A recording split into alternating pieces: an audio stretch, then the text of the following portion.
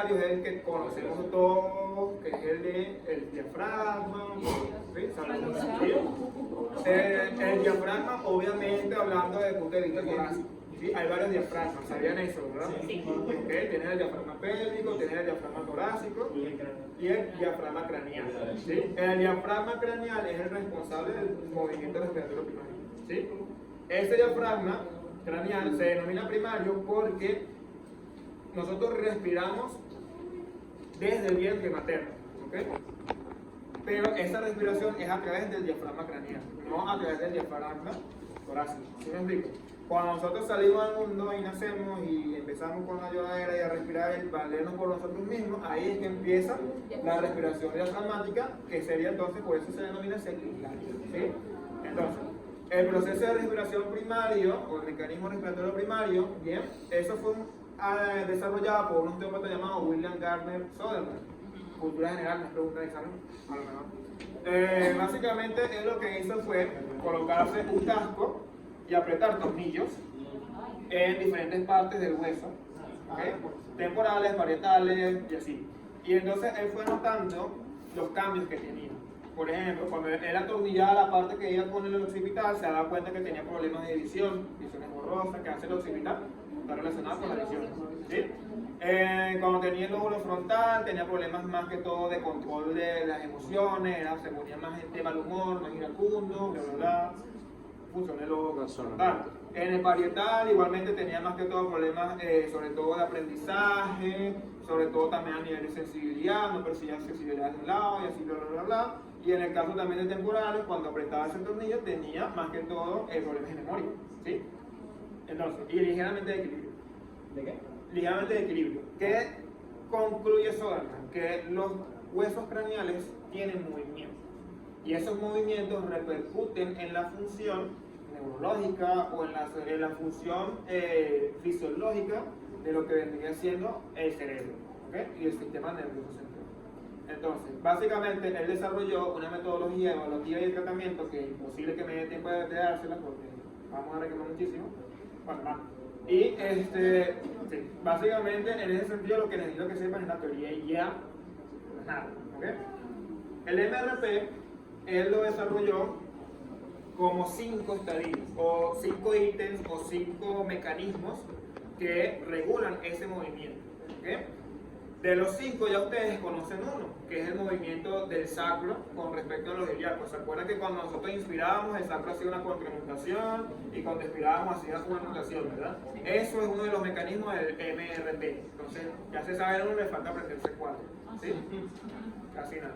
Entonces, sin ningún orden aparente, básicamente uno de los primeros ítems o uno de los primeros mecanismos es la movilidad inherente del cerebro y de la médula, ¿sí? Básicamente, ¿a qué se refiere con esto? Todos los órganos, no solamente el cerebro y la médula, pero todos los órganos tienen un potencial de acción. Fisiología 1, ¿verdad? Ese potencial de acción, la ley de estadogonada, botón sináptico, todo eso, va a generar una liberación de energía. Y esa liberación de energía se traduce con un movimiento palpatorio, ¿sí? De palpitación, vamos a decirlo, de palpitación, ¿ok? De esa víscera, en este caso una víscera craneal como es el cerebro, con unas pulsaciones. Entonces, esas palpitaciones, esas pulsaciones que generan potencial de acción del cerebro y de la médula, influyen sobre el movimiento craneal, ¿sí? A través de este diafragma craneal, ¿sí? Hoy les digo que es el diafragma craneal o las estructuras que lo conforman. Ya eso también se lo saben, sé que se lo saben porque yo lo digo. Esa es la primera, ¿sí? Hay también movimientos, por decirlo así, inherentes de las estructuras que conforman el diafragma craneal o básicamente de las estructuras conectivas intraespinales e intracraneales, ¿ok? ¿A qué me refiero con eso? Pues tejido conectivo, fascia, ¿sí? Cuando hablamos del diafragma craneal, les estoy hablando concretamente de la tienda del cerebro, la voz del cerebro, la voz del cerebelo, la teoría de hipófisis, ¿sí? ¿Se acuerdan que eso fue una pregunta de examen? Que la Bonamar emitía unos tabiques. Bueno, esos tabiques conforman el diafragma craneal. ¿Cómo?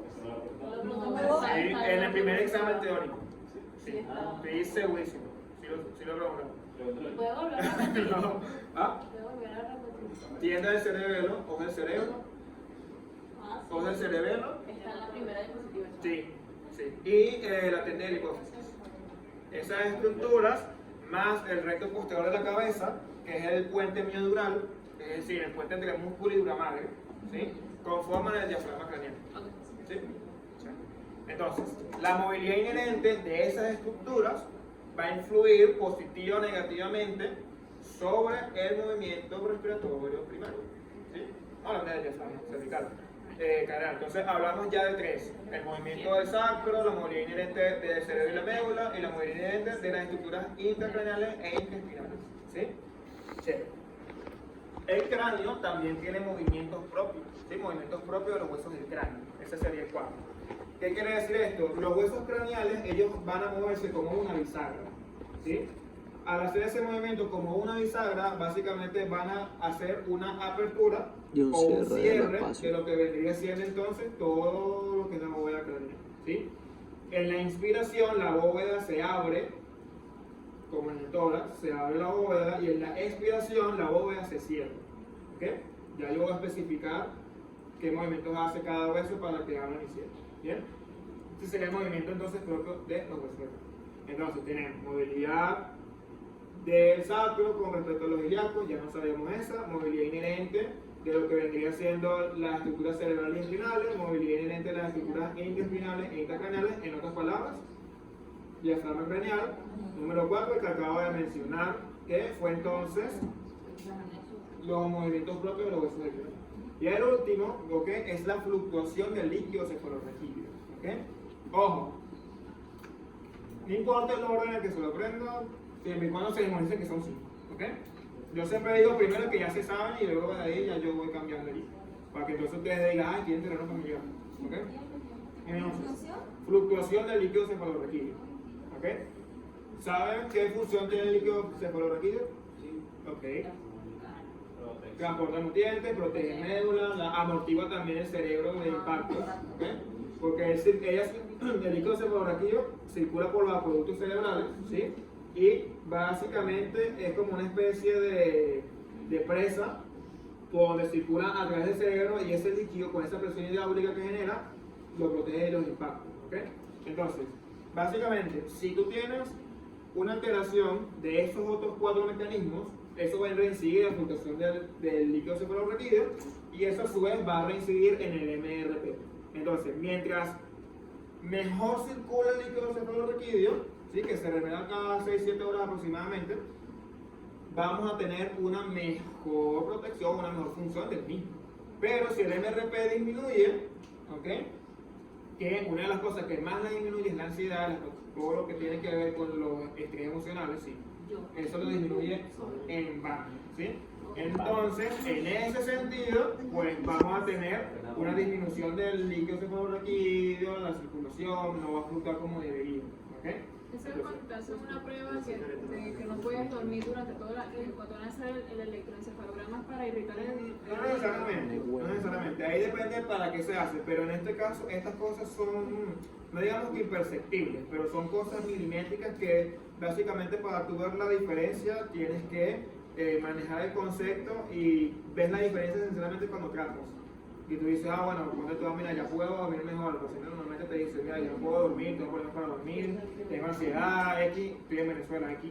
Entonces todos en Venezuela tenemos el MRP por el señor. Entonces, básicamente, ahí es donde vamos a ver que se reduce, ¿sí? Ahora, en el caso de esos 5 ítems, todo eso se da en conjunto, ¿sí? ¿Cuánto MRP, o sea, movimiento respiratorio primario, tenemos que sentir en un minuto? Así como hay una frecuencia respiratoria, hay una frecuencia del MRP. ¿Ok? Tiene que ser no mayor a 6 y no menor a 3. Es decir, por ejemplo, si el MRP son 8, está alterado, pero hay aumento del MRP. ¿Sí? Pero hacemos la prueba y vemos que solamente percibimos 2 en un minuto. ¿Ok? Entonces está reducido. ¿Sí? Entonces se puede alterar, ya sea que haya mucho o haya poco. ¿Sí? ¿Cómo se siente? Con un test que se llama test de escucha craneal. ¿Esa es la que me dijo que no iba a dar? Lo puedo dar, pero es que se van a enredar. Sí, se acuerda. Porque, Sí. o sea, sinceramente es imposible darlo con 40 y pico personas. O sea, eso pasa porque inicialmente es una escucha. O sea, te pones las manos en el cráneo y tienes que estar muy concentrado. Entonces, imagínate. Pero que Aquí es eso imposible. lo explicó una persona, Pero 100 porque personas. llevamos a Lucía porque dicen que. Pero Ana Lucía. A ver. No, es Lucía, es Guada. No, Lucía, no, Lucía, es otro. Ok. Así es, y termina Y en ajá, o sea, nosotros ¿Cómo? estábamos ahí. empezar por él y termina por la persona. Ajá, sí. Ajá.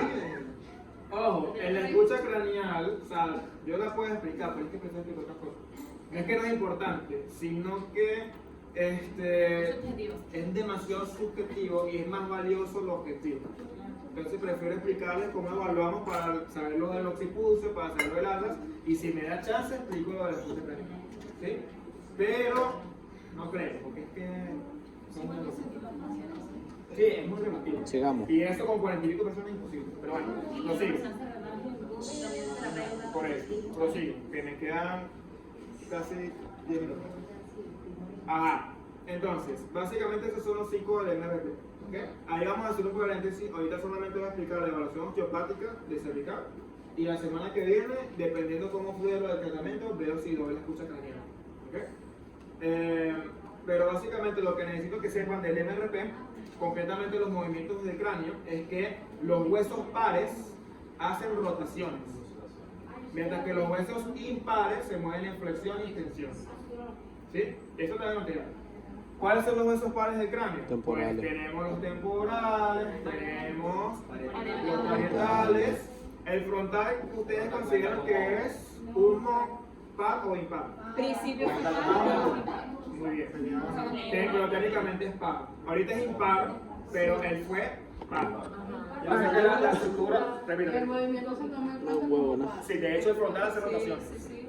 Ok, pero ahorita es un solo hueso. Recuerden que nosotros tenemos fontanela. ¿Se acuerdan de Antonio Uno? Entonces, hay la fontanela, que es la fontanela del frontal, que se une con una sutura llamada sutura metópica. La sutura metópica me une el frontal derecho con el izquierdo. Entonces, cuando ya se une la sutura, ya yo tengo un solo frontal. Pero funcionalmente no, porque recuerda que este movimiento se da desde el nacimiento. El movimiento es par. Entonces, el frontal hace rotación. ¿Sí? No hace flexión y extensión. ¿Ah? La ATM igual, tiene maxilar superior e inferior, derecha e izquierda. En el caso de la ATM. Sí, por eso. Claro, en este caso, en el axilar superior el movimiento sería igualmente bilateral, por decirlo así. ¿Okay? En la ATM o lo que vende a ser una mandíbula también se puede apreciar la respiración. ¿Okay? Hay movimientos más que todo condilares, pero también es bilateral. Pero la ATM es especial en ese sentido. ¿Bien? Ahora, en el caso de que yo evalúe todo lo que es el cuadro de los movimientos de los huesos individualmente, o sea, los impares hacen flexión y extensión.